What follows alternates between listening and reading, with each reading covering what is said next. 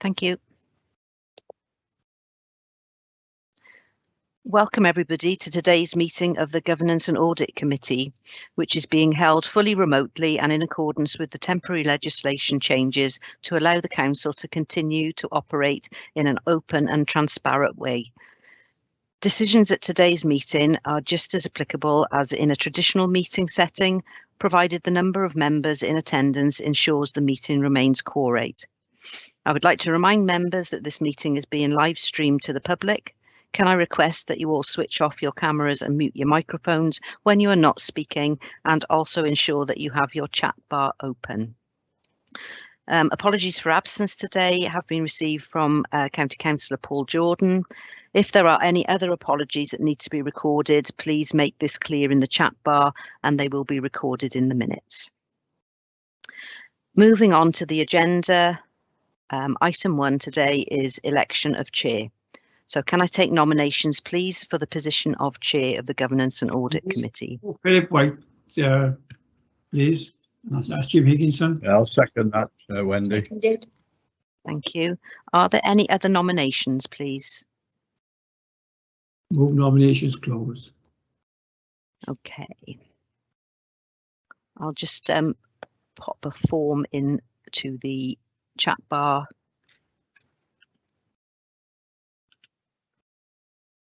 So vote on that. Well, there we are. Have one of them. Oh, that's the next one. We voted, are we? Yes, please. Just... Right, you better count Councillor Higginson as a voting and me, because we're on one laptop between us. Okay.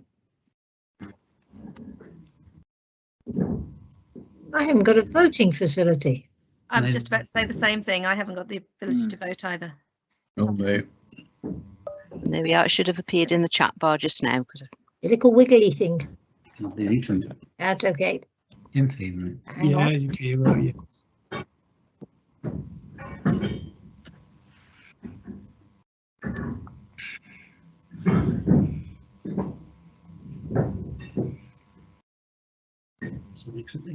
That's the next report, isn't it?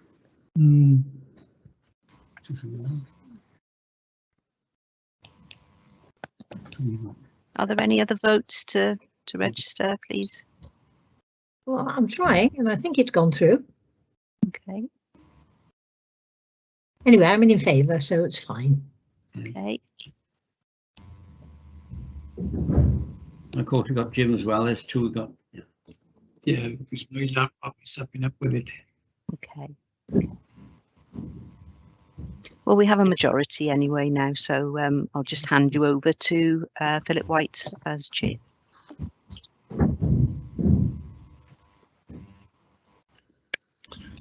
Thank you for that, everybody.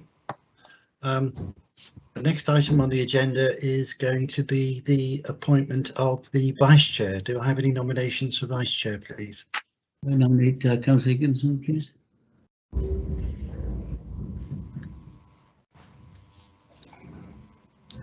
I'll second it, Chairman. Any other nominations?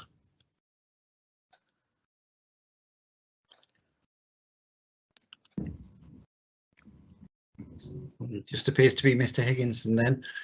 Do we have a voting facility for that? I'll put one in the chat bar now.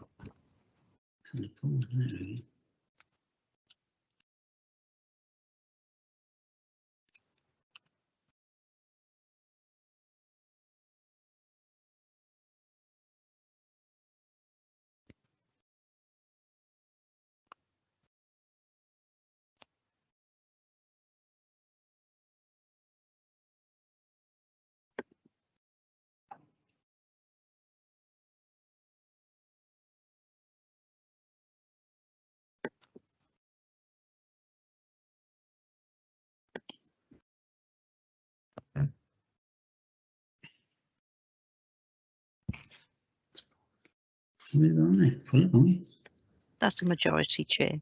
Okay, so we've got 6 in favour and no one not in favour. So I declare that Councillor Higginson will be the Vice Chair of this committee, the Governance and Audit Committee for this year. Chairman, can I just ask, when I'm voting, I actually have two options, one in the chat bar and one in the middle of the screen, and neither seem to want to register at times. Well, I just get the one on the right-hand side of the screen, but I don't know how you're set up. Perhaps you can take it up with Wendy sometime. Okay. Yeah, it should work. You could use the one in the middle of the screen, but we can look at it later. Okay, thanks very Yes, much. there's a pop-up, isn't there? That's Comes right. up in the Yeah. middle of the Yeah, it screen. pops Yeah. up and the other pops up. Thank you. Yeah. Okay. Okay. Apologies of absence we've dealt with. Declarations of interest. I'm happy to take declarations of interest now. Or I'm sure you can declare declarations as we go through the agenda. Right, well, hello everybody. This is the first meeting of the newly retitled Governance and Audit Committee, and I wanted to have a bit more information for the committee about what the impact is of the Local Government and Elections Wales Act 2021 has for this committee. I believe either Mr. Davis or Mr. Watson is able to tell us some information about the new committee. Can I ask them to make a statement, please? Thanks, Chairman. I'll start off, and I think Peter may join, and maybe Richard may join in as well. Good afternoon, everybody.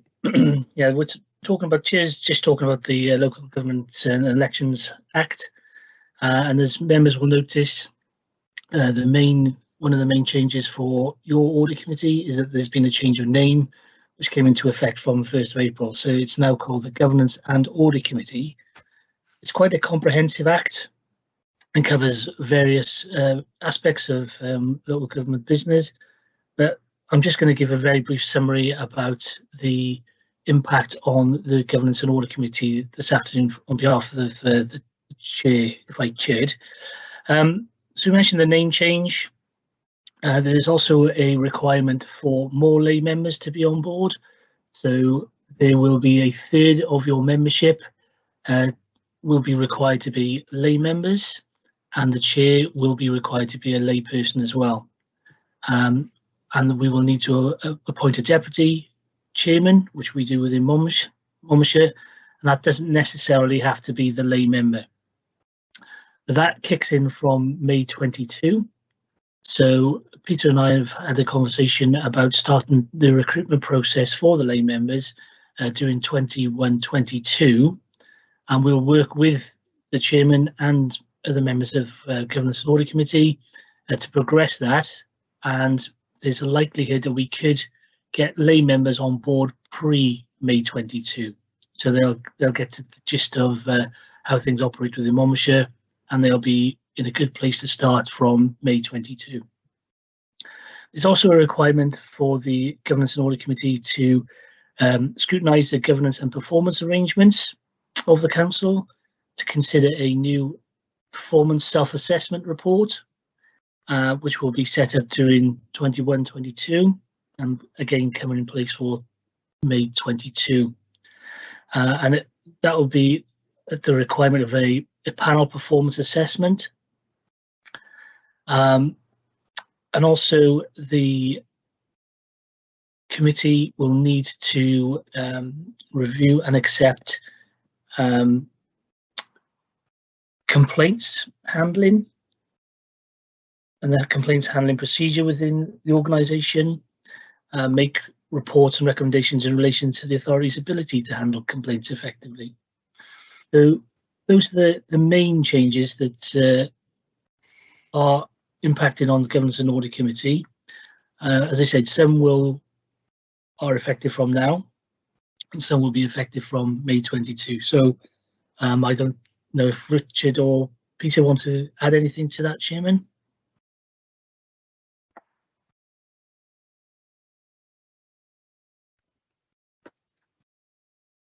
Good afternoon, and thank you, Andrew. Thank you, Chair. Peter Davis, Deputy Chief Executive, Chief Officer for Resources.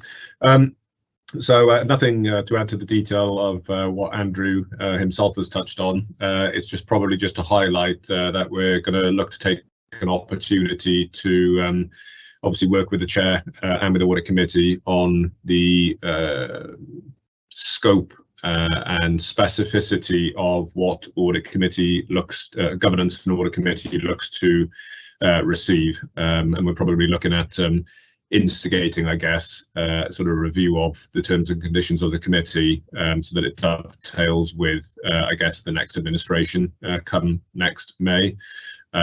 So there's been some early initial discussions between officers in and around that, so that we can at least come forward, certainly, into a conversation with the chair and then with the committee with an informed piece of work.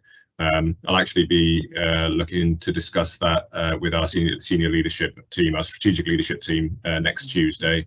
And on the basis that there aren't, any notable exceptions to what's highlighted there, we'll of course look to bring that back through and to discuss, obviously, with the committee itself, because obviously your views are not just welcome, they're in fact necessary, so that they can obviously feed into further progress that we will obviously look to make in terms of the work of the committee going forward.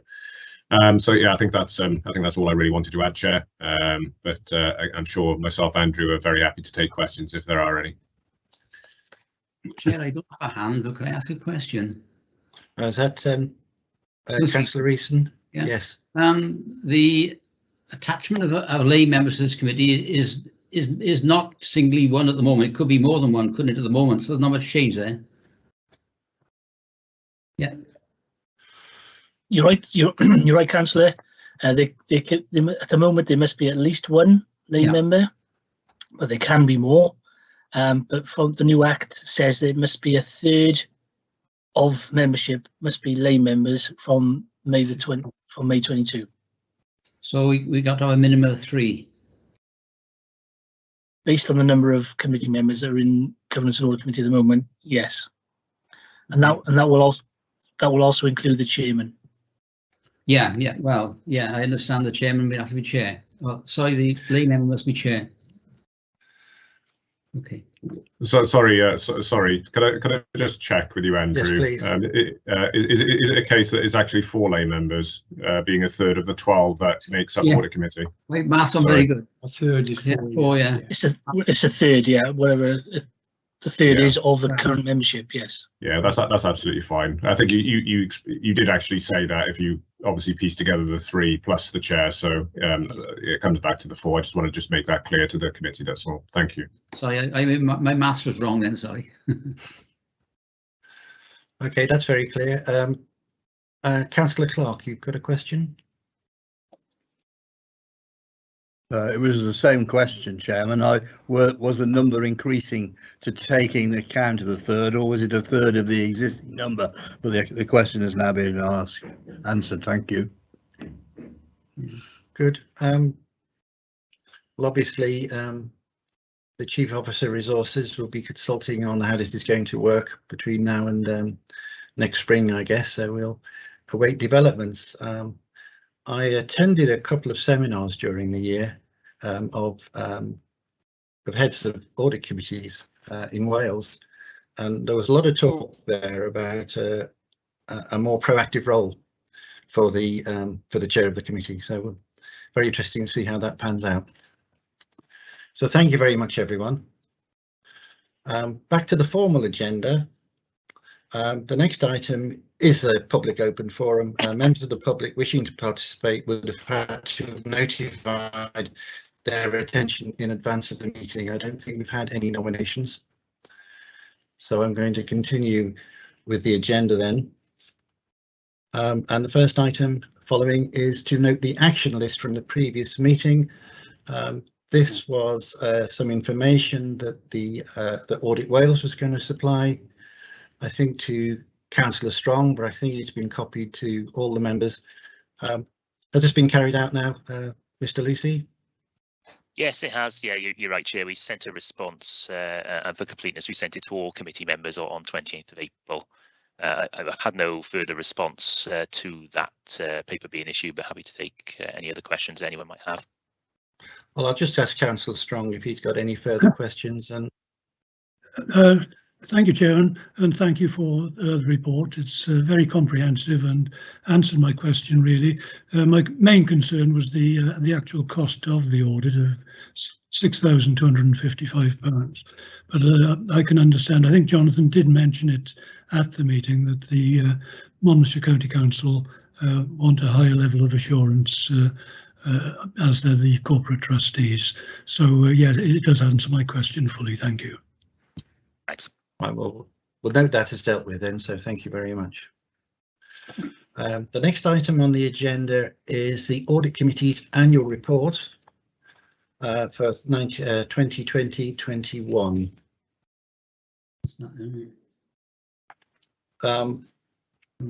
Now, as we've got set down under recommendations, on behalf of the Audit Committee, I'm going to submit this annual report to Council for consideration by the Council, and I believe that it shows over the period that the committee has fulfilled its role as defined in its terms of reference. The committee continued to function as usual during the year, despite the special circumstances arising from the COVID emergency. Regular reports were received from the Chief Officer for Resources on the impact of the pandemic and the operations of Monmouthshire County Council and the performance of investments. And I believe the report will withstand detailed examination. Not wishing to go into all the detail at this moment, some notable points would be that the committee met 7 times in the year, all remotely. The attendance from the 10 councillors and the 1 co-opted member never fell below 8 attending. All of our meetings were well supported by officers from the Monmouthshire County Council and the Wales Audit Office. Major contributors to the agenda included Audit Wales, the authority's own internal audit service, the authority's finance officers and the policy and performance manager. The committee undertook a self-assessment of its performance during the year, with the chief internal auditor taking a leading role, and as well as significant major recurrent issues such as the annual statement of accounts and the subsequent external audit, internal audits and the annual governance statements. Topics considered during the year included the strategic risk assessment, treasury reports, monitoring of reserves, the annual performance review of the investment committee, anti-bribery risk assessment, information breaches, whole authority annual complaints report. These are all referred to in the written report. So again, from recommendations, the report shows that the workings of the committee continue to be both valuable and productive, and that it provides assurance to the council regarding the committee's activities in the effective governance of financial affairs and other matters by the authority. And in support of that statement, I intend to submit this report to the council at a subsequent meeting. Now, I don't know if anybody wants to ask me any questions or suggest any items that need to be addressed. I'll just throw it open. I found it a very comprehensive report, Chairman, and I thank you for your efforts. Thank you, Councillor.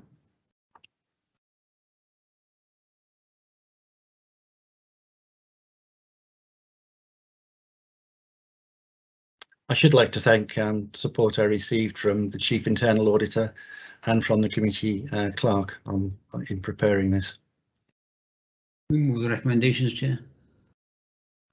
I've got Joanne, Councillor Watkins would like to comment. I was just to also second what Val had said. I felt that the report was very well put together, very comprehensive, and displayed what work we've actually been doing over the last year. So my congratulations. Thank you. Councillor Eason, did you have a further point you wanted to make? No, I just suggested we move the report, Chair. Okay. Yeah, I second that, Mr. Chairman. Okay, I will regard that as non-controversial then. So we'll say that we've the report's been accepted, and I'll present it to council subsequently. Yeah, lovely. Yes. Thank you, everyone. Very nice. We now move on to the annual grants report from Audit Wales. Anything problems on that? And I think this is for Mr. Lucy to present his report. That's great. Thank you, Chair, and good afternoon, members. Yeah, so this is our report on our certification of grants and returns relating to Monmouthshire County Council for the 2019-20 financial year. So this is a standard report that we issue to the committee each year, just setting out the work that we performed in this area, some of the key outcomes and the costs of this work over the 2019-20 year. So just to set the scene overall, the council obviously received a number of grants from grant funding bodies during the year. Some are certified through perhaps internal audit, some maybe don't need a certification from an external source, and some need certification directly by Audit Wales. So this report only looks at those grants and returns that are certified by ourselves at Audit Wales. So hopefully everyone's had a chance to see the detail of the report, so I propose not to spend too much time looking at the detail as such, but just to pick out some of the main headlines for you all. You'll note in the report that there are far fewer claims and returns certified this year compared to prior years. That's because the Welsh Government removed the requirement for certification of any grants that it paid to local authorities from the 1920 year onwards. So there's a number of grants that they paid during the year that we no longer are required to certify ourselves. So the number of claims and returns has dropped quite significantly during this year. The main findings of our work are summarised from page 5 onwards. You'll see there's a small number of amendments that have been made to claims in the region of £55,000 of amendments were made to the claims, but just to put that in context, the total amount of grants there that have come through that figure is in the region of £50 million. So it's quite minor in the grand scheme of things when you look at the total amount of grant expenditure that we're certifying as part of that. We have no major concerns as part of the issues that we've noted during the year, nothing that we feel is worthy of further attention for the committee. We've also included details of our fees from page 9 of the report. And members will note that despite my previous comment that the number of grants and returns that we certify has reduced year on year, the overall cost of our audit certification work has remained relatively constant this year. That's primarily due to just a couple of issues that arose this year on our audit of the housing benefit return. Unfortunately, our work there is performed on a sample basis. If an issue arises in that sample, we're just required to carry out some further, more detailed audit work, and that was the case this year, unfortunately. That work ultimately resulted in no amendments to the return, so there were no significant implications there.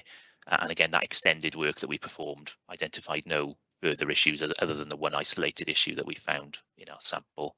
There were also other complications as well. For example, we're working through the middle of the lockdown over the winter, which complicated matters.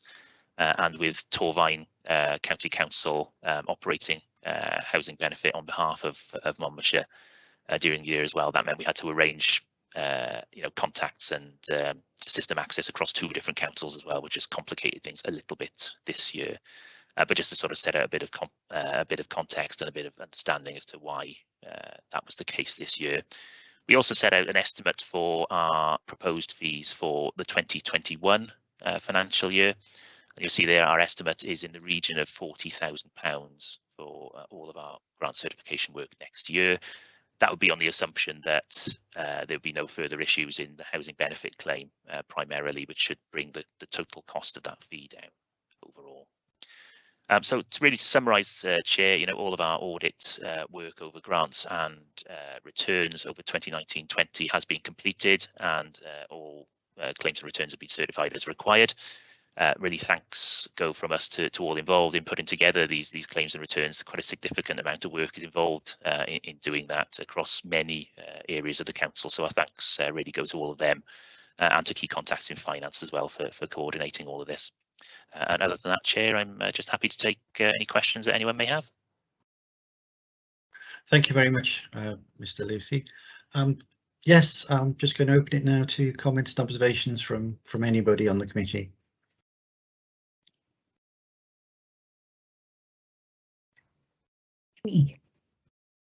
Councillor Smith.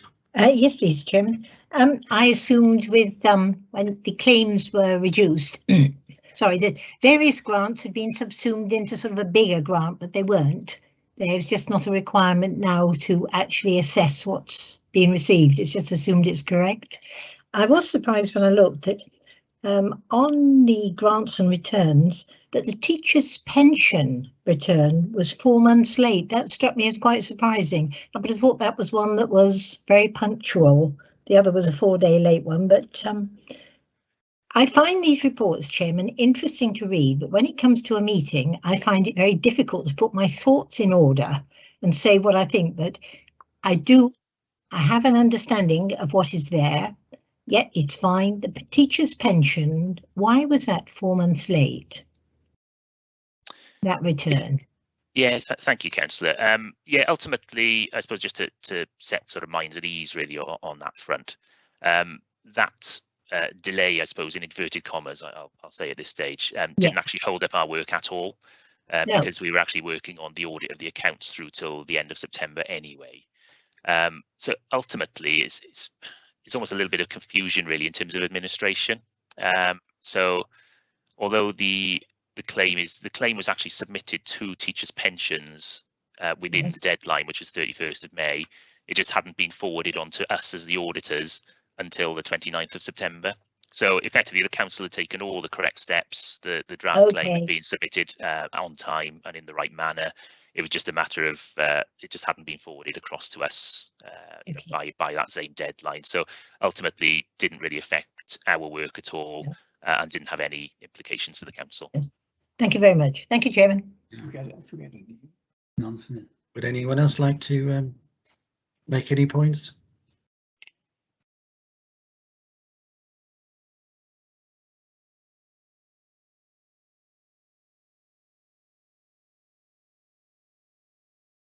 Right, well, I'm not getting any further comments, so at this stage we'll just record that the committee has noted and commented on the report as appropriate, and I'll move on then on the agenda to the next item. Well, thank you very much, Mr. Lucy and Audit Wales, for that. Thank you, Chair.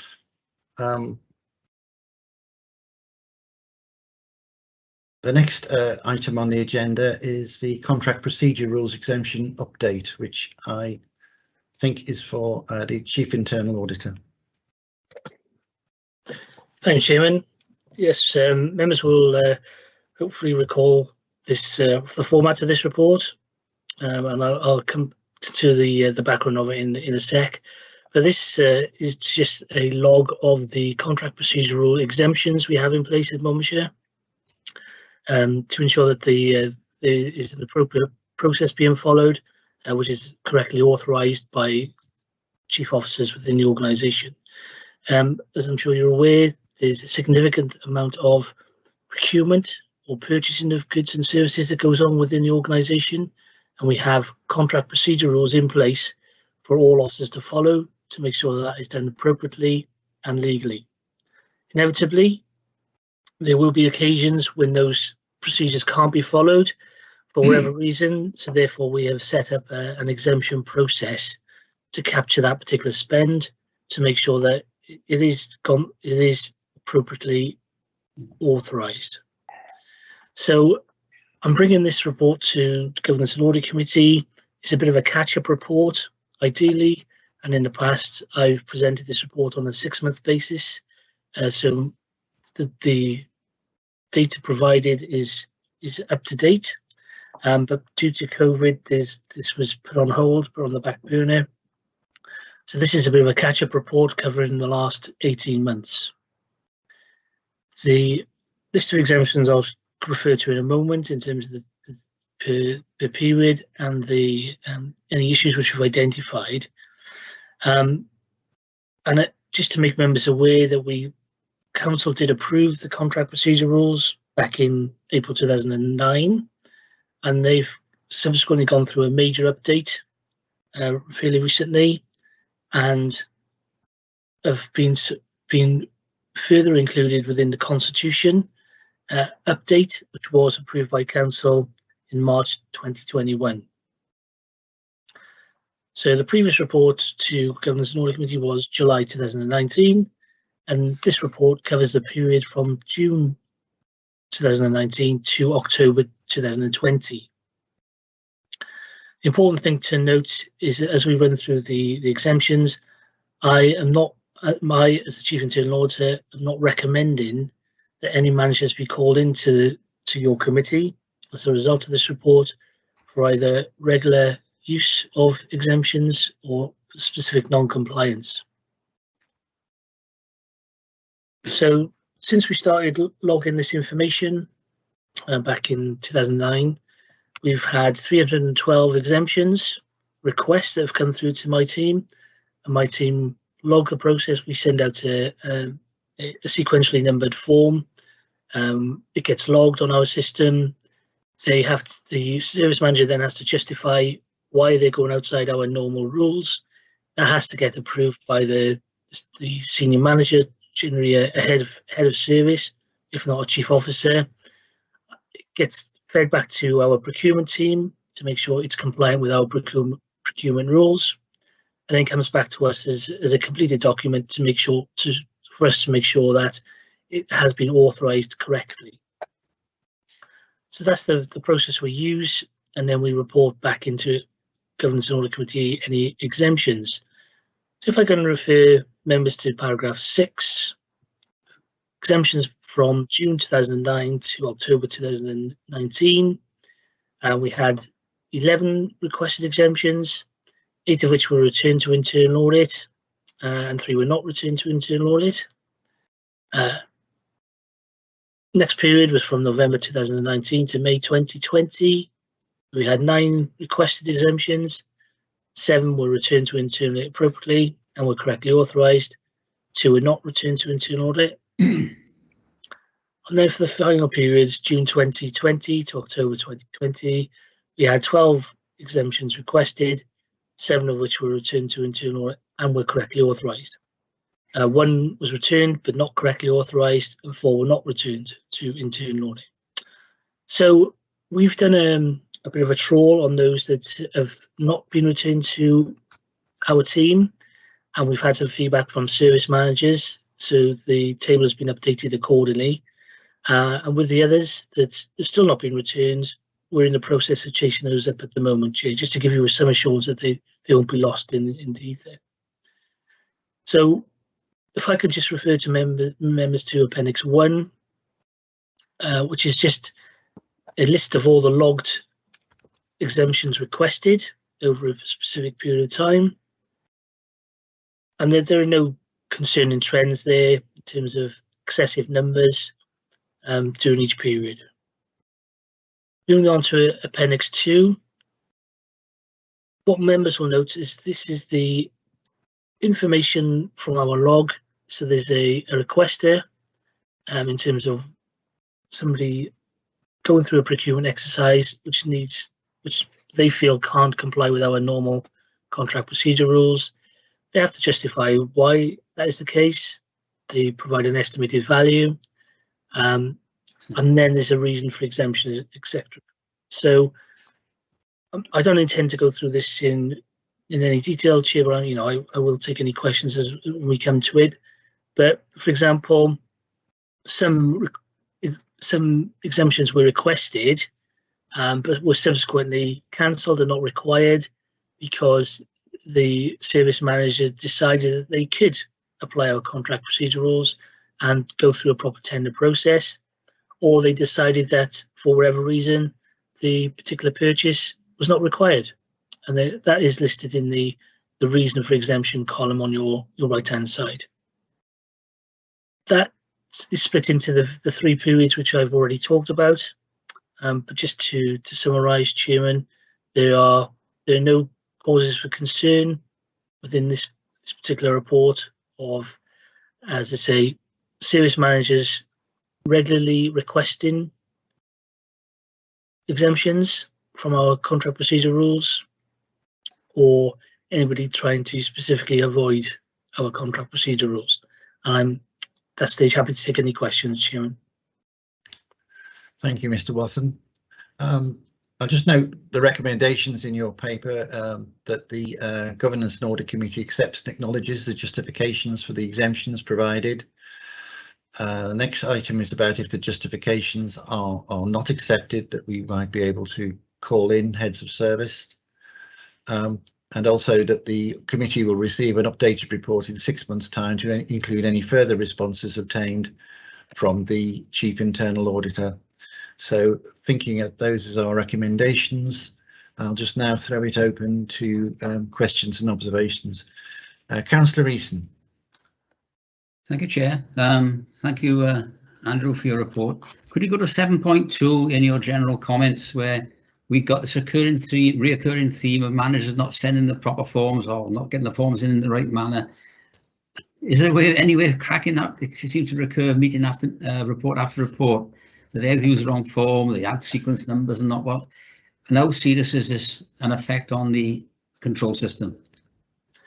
Thanks, Councillor. Yeah, this has been taken up by Peter Davis, chatted through with chief officers, so they're aware of the process, and that will be cascaded down through to heads of service and to their senior managers within their own respective DMTs. They're not widespread, as you can see from the numbers that we get. They're not that many, but we do notice from time to time that forms come through to us which have been changed by service managers, but I don't see that as a significant issue given the numbers that we're processing at the moment. Okay, thank you, Chair. Thank you. Do we have any further questions or observations? Councillor Smith.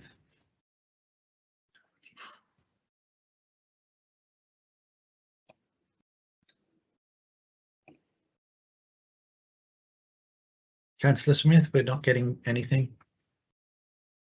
There you are. You got me now. Got your voice, yeah. You got me, yeah.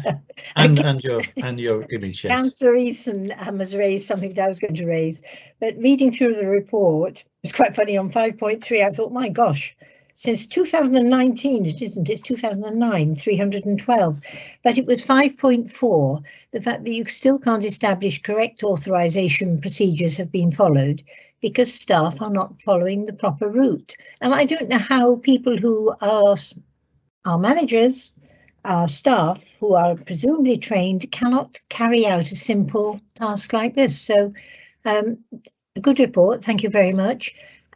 It's the appendix are very interesting to read. Yes, so but I think that we cannot still establish if the correct procedures haven't been followed by individuals who will not follow the system. Autocratic me. Thank you, Chairman. Thank you, Councillor. Thank you, Chairman. Thank you, Councillor. Yeah, I mean, that will always be the case, but as I mentioned, they are in the minority. I'm liaising with Scott James, our procurement manager at the moment, to develop some training package, which we can then roll out across the organisation in terms of the new contract procedure rules as they now stand within our constitution. So we're going to raise awareness of those, and we can incorporate within that the expectations for the exemption process as well. So that should be forthcoming during this particular financial year. Thank you. Thank you, Mr. Wathen. Peter Davis would like to come in. Thank you, Chair. Just to add one further point, I think, to Andrew's last point, which is in relation to the additional investment the authority is now making and in entering into the arrangement with Cardiff Council to strengthen its procurement team. So it's probably just worth noting that. So I guess, it's not for Andrew, even though Andrew, through the mechanisms he's described, will follow up and through with managers in terms of compliance, but the strengthening of our procurement practice will be significantly aided, I'm sure, by that additional commitment and investment being made by the council. Good. Thank you for that. If there are no further comments, Chairman, I'd like to move we accept the recommendations. Second. I'm happy with that, Councillor Higginson and Councillor Smith. I'll regard this as non-controversial and say we'll accept the report and the recommendations that you made, and note that we don't feel that we need to call in any managers at this point in time. Let's move on then to the next agenda item, which is also for the Chief Internal Auditor. This is the very extensive annual government statement. So you introduce this, please. Thank you, Chairman. Yeah, this is the first draft of the annual governance statement for 2021, coming into Governance and Audit Committee for comment and approval before it goes into the statement of accounts to be formally approved. It is currently in the draft statement of accounts, which Jonathan will deal with at the next audit committee. So this governance statement is based on the SIP for Solace, delivering good guidance in local government framework 2016, to ensure that we have appropriate governance arrangements for the operations of Monmouthshire Council, and it embraces the code of practice on local authority accounting in the United Kingdom. You also have a code of corporate governance, which is very comprehensive in terms of how we as an organisation have various processes, systems.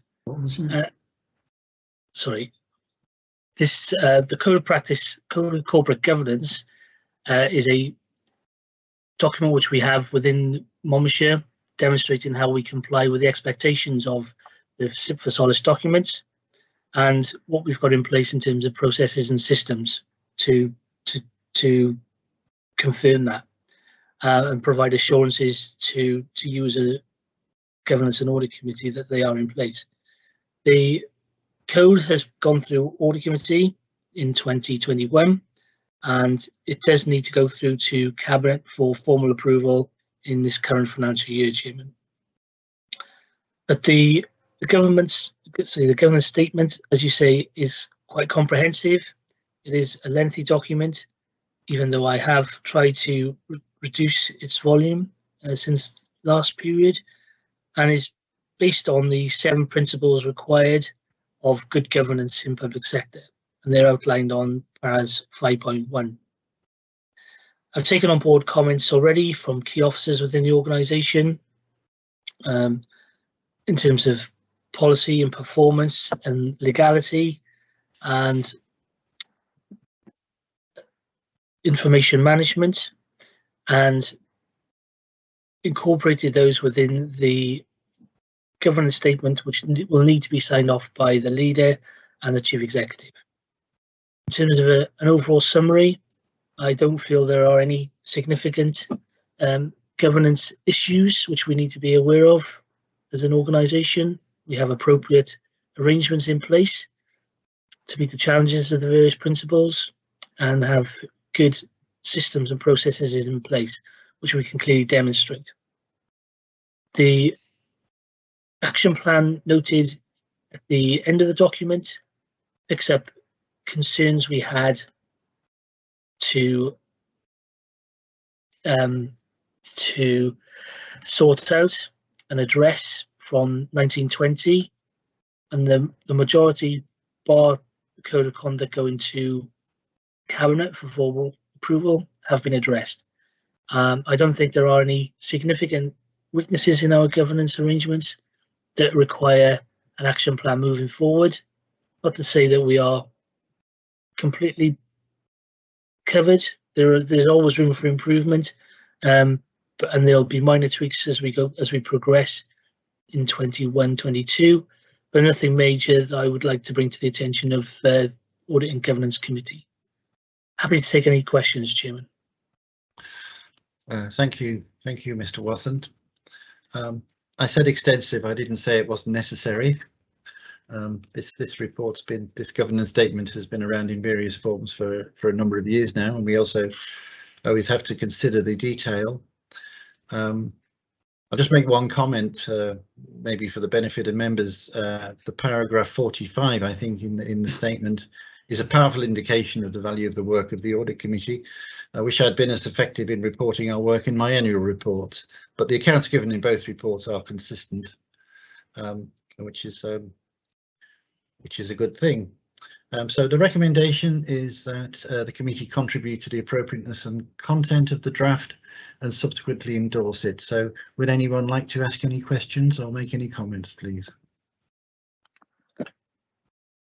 On such a comprehensive statement, if you like, the governance statement, Chairman. I mean, I looked through it, and I think we must compliment our officers on the way they operate and how they advise us. And having said that, I'm prepared to move that we accept it. Right, for the record, that was Councillor Higginson. We don't have an image at the moment, but thank you for that. See, just about. Councillor Easton, are you wanting to join in? Or sharing screens here today. Just turning on your camera. Yes, yeah. I don't know if you can see what your image is like for the two of you, but the camera is now placed between the two of you, so we get the Welsh Dragon. But both of you are off to either side of the screen, so you may want to think about moving the laptop to face you in future. Sorry, that's getting a bit off the point. Anyone else would like to make a comment or to ask any questions? Yes, please, Chairman. Yes, Councillor Smith. Yeah, I feel quite embarrassed about this, actually. I seem to be going at it all the time. Can you explain to me, please, Mr. Wathen? Bullet point 56 intrigued me, concluding development of customer insight to better understand our communities. Fine, that's great. And then the dissemination of ward meeting minutes. When do these ward meetings take place? Because I've been around a long time and never encountered that before, so that rather intrigued me. And also, there was another thing that I felt I did raise at another meeting, that you made reference to it being looked at in 2017 about better information circulating to members or whatever. Yes, there is a need for information to circulate for members, because I've become aware of a situation within my ward that as ward member I was not informed. It's gone through a judicial process and there's been no communication. Members must receive information, Chairman. So you've made reference, Andrew, in your report to 2017 or something like that. But at not the last meeting, but the meeting before then, I did, in the auditor's report, the audit office did make it one little comment: more information would be beneficial to members. So I would like that taken on board. But the ward meeting, when do they occur, please? That's number 50. Thank you, Councillor. Yep, thank you, Councillor. This is information that's been collated over a period of time. I don't know the specific answer to that, so I'll have to take that away and get back to you, I'm afraid. Don't worry too much about it. It's just something that, as a long-standing member, never heard of that. No, I'll certainly take that away and check much to make sure that what the situation is, what the current. I'll check what the current situation is. That'll probably be more appropriate. The fact that elected members do need to be informed of situations relevant to them, as well as the general council. Thank you. Thank you, Chairman. Right, thank you for that point. I'm sure that's useful. Thank you. Anyone else would like to make a comment or observation?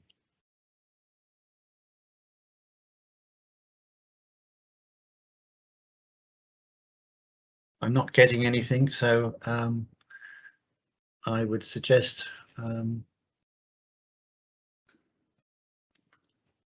yeah, we accept the report in that event, Mr. Chairman.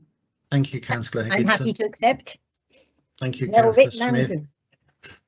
I'm just looking for the recommendation again that we can note in the minutes that we have followed up the recommendation, and therefore we've endorsed the report, subject perhaps to the one comment that the specific comment that was made.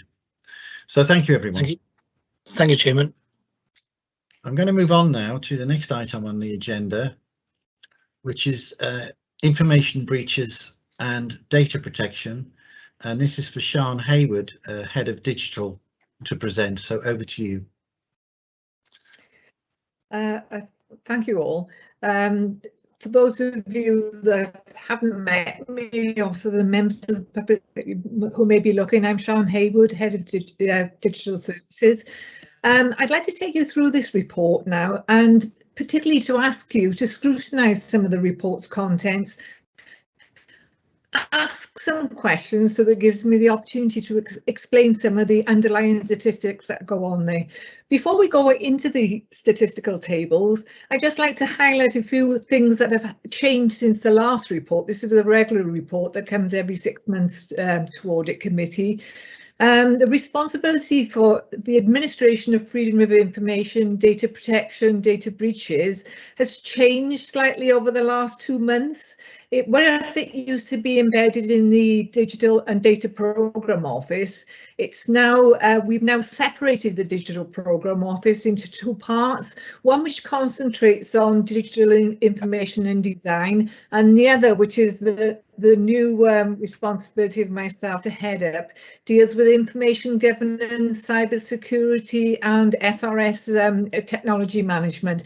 And the reason we've done this is to make sure that all of the information issues sit in one single place, because of the prevalence of data losses and cyber security that's ongoing through local authorities, particularly since COVID, but in a little while before that. So we've done it to strengthen the risk arrangements. Okay, and so since 2019, the data breaches has been digitalised to make it easier to manage all of our requests and to extract the relevant data.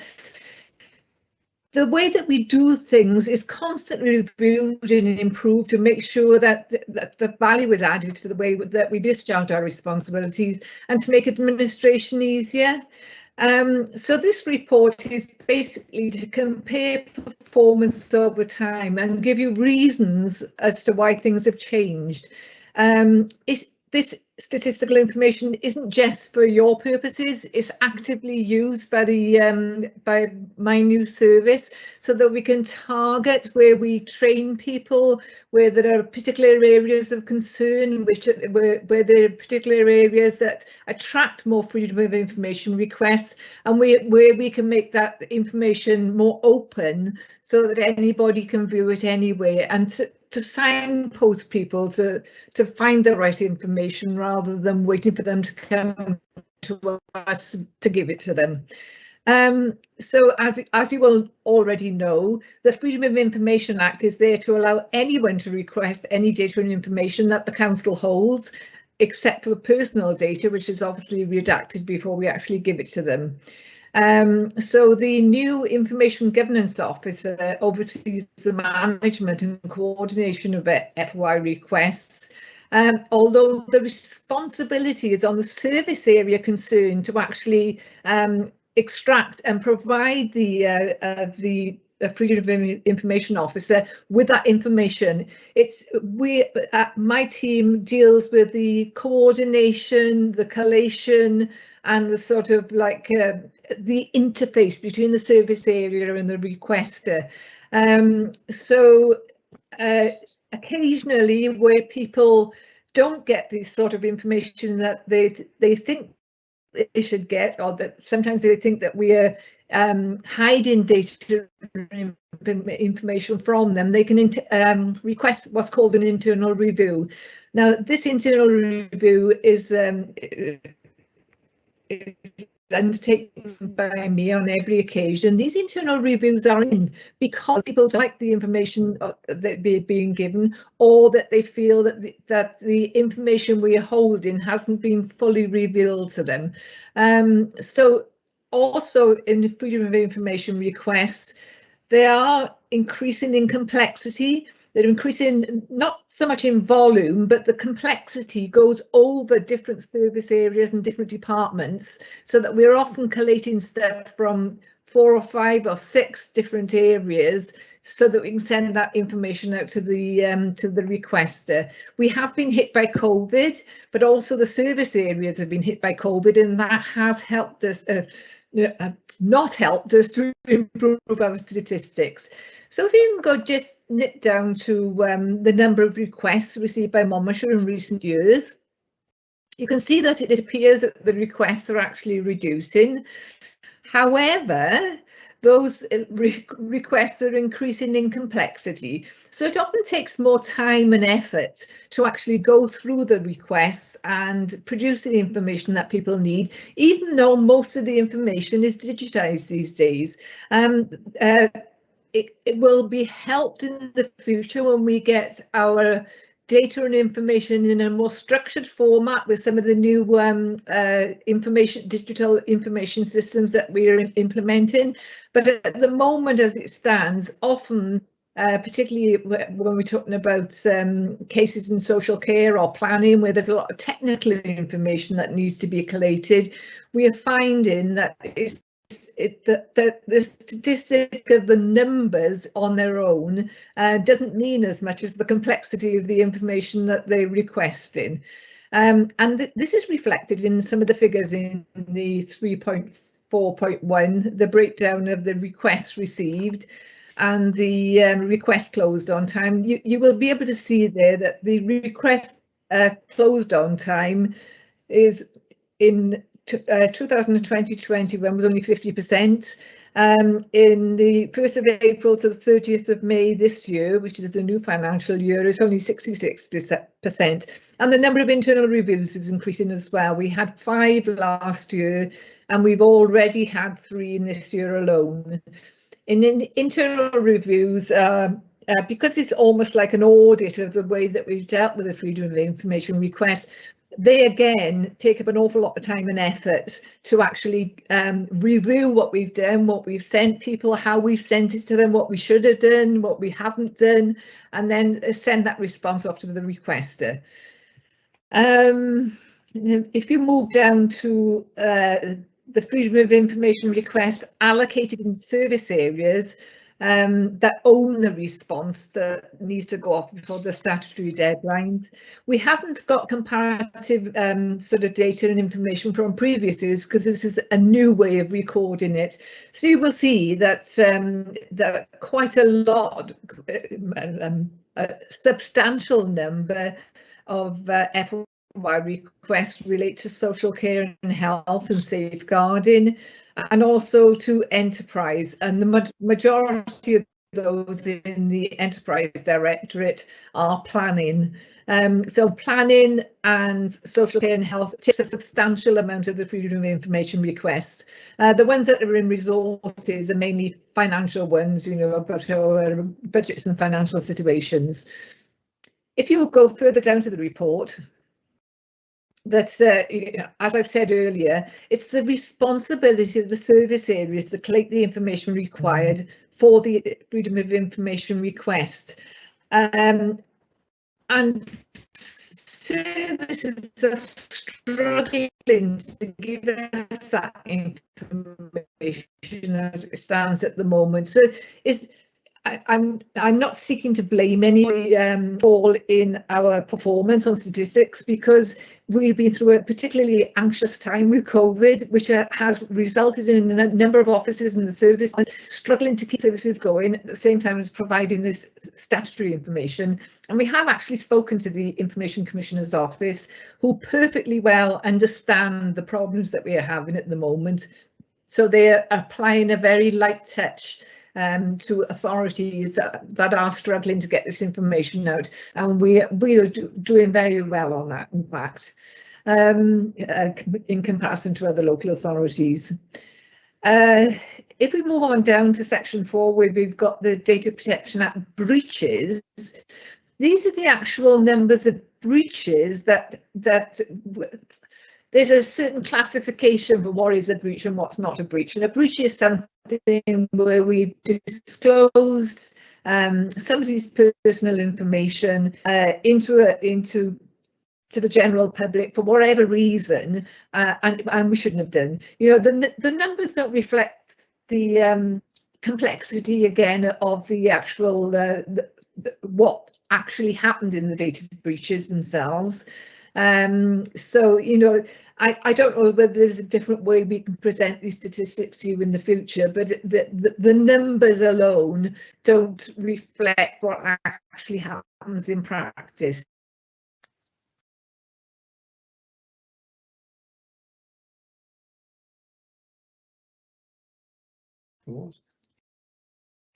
And that could be something as simple as sending off an email to another Sham Haywood who happens to work for Monmouthshire, so it's an internal type of breach rather than an external breach that actually causes any harm to anybody at the external.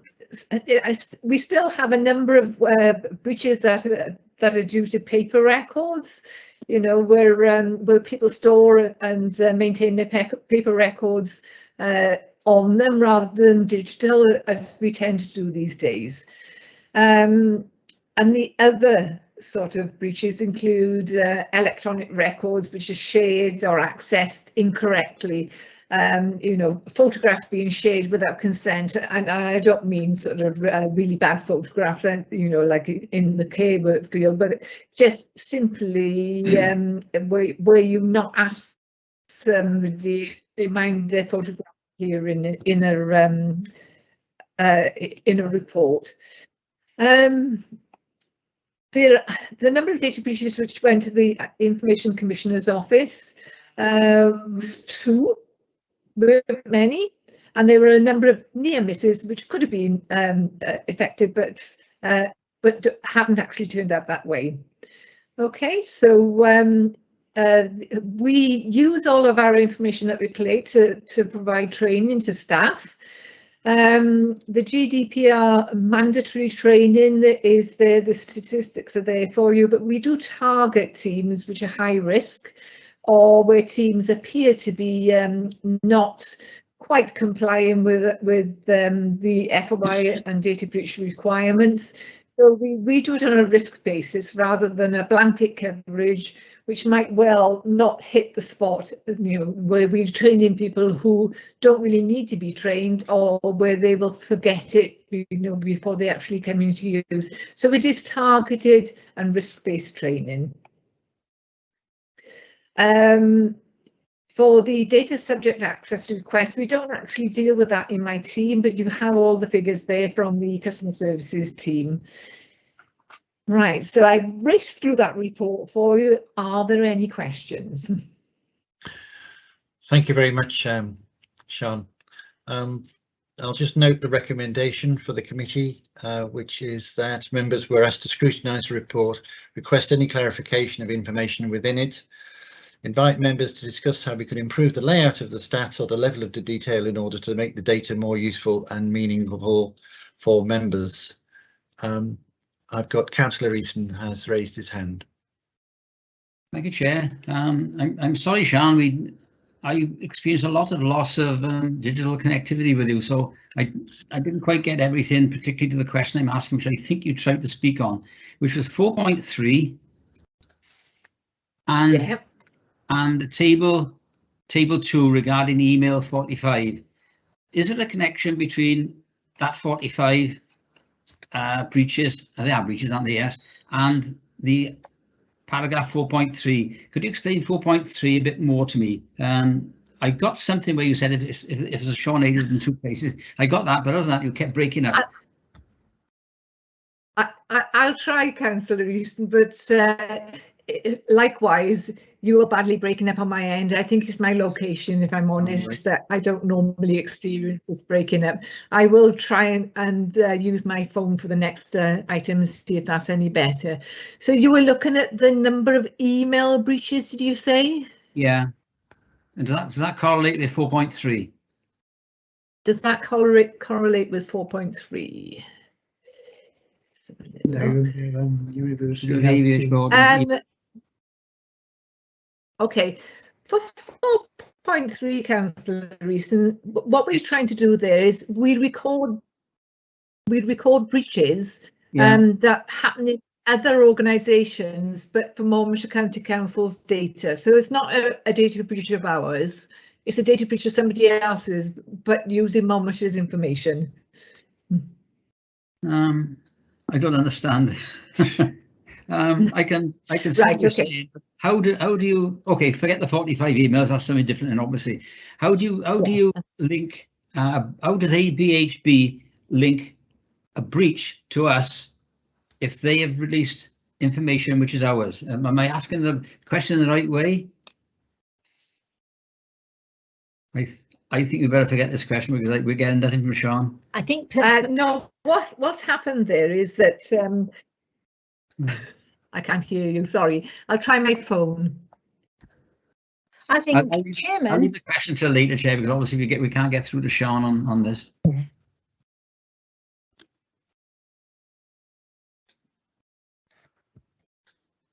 Right, I think Sean's trying another solution now. I think she's going to try and make an audio, join in audio. Get this question because we're getting nothing from Sean. Hello. Technology at work. I can't hear you. I think, Chairman, Until later, Chair, because obviously we can't get through to Sean on this.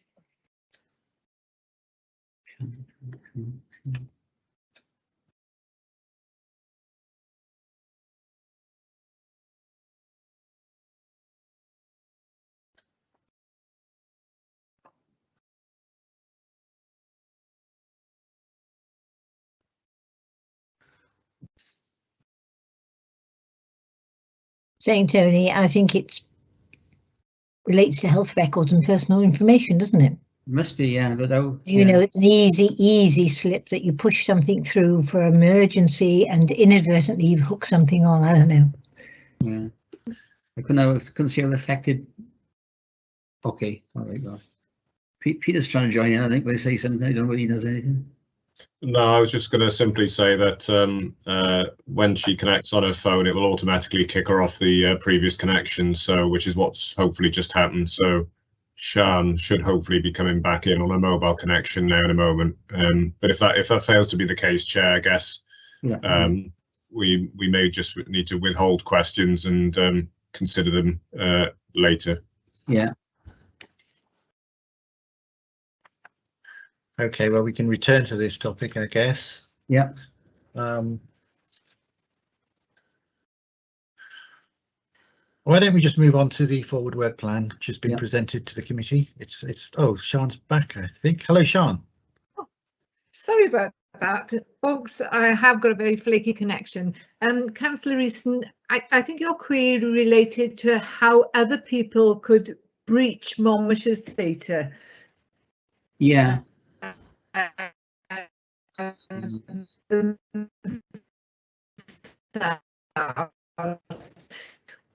Sometimes we work in a joint environment whereby we have health workers. I think we've got to leave his item, Chair. Monmouthshire, occasionally. And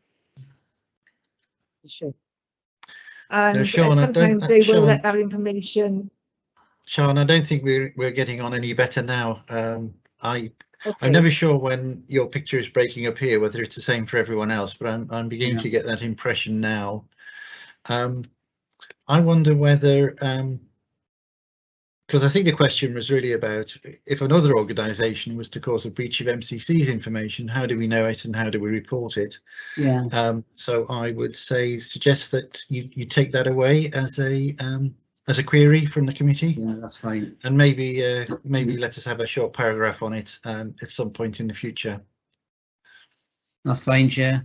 Right. I don't want to bundle you off too quickly, Sean, but if you'll go with me on that, I'll move on. We have got another item for you later on in the agenda, so I hope we can get back up and running by then.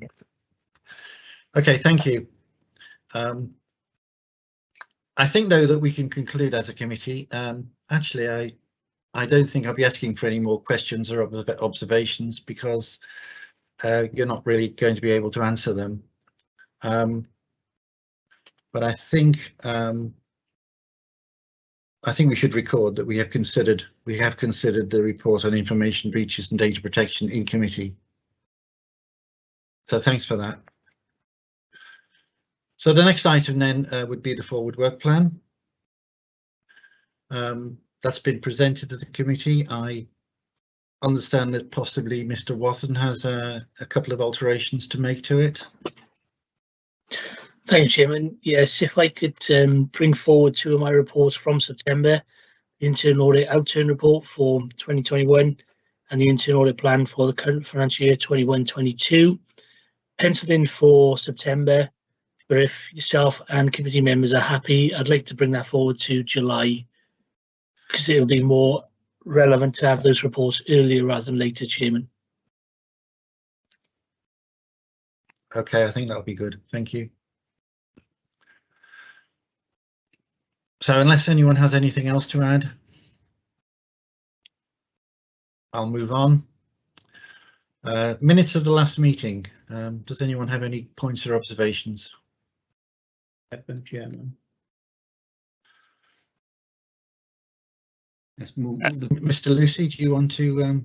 Yeah, it's just one comment from me, Chair, which I've raised with Wendy previously as well. Is just a note on the attendees list. So currently Charlotte Owen is listed as the attendee from Audit Wales, but Rachel Freitag from Audit Wales was also in attendance at that meeting.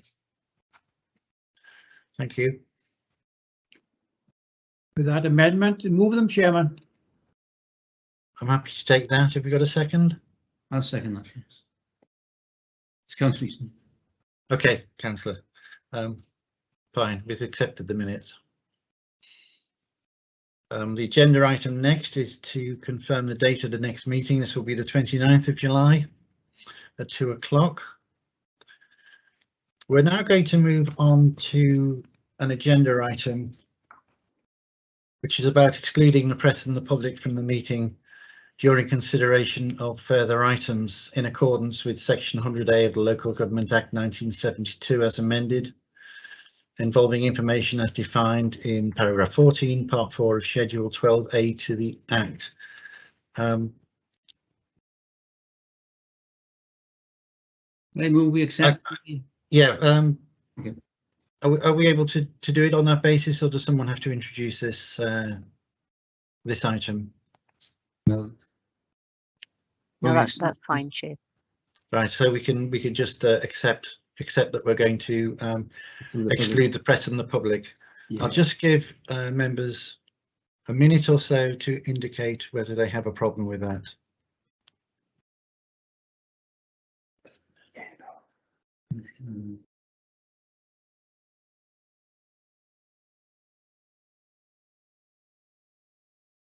Okay, well, I'm taking that that's been accepted without disagreement. Yes, Chair. So at this stage, we'll have to pause the meeting so far as the live stream is concerned. So please advise me when the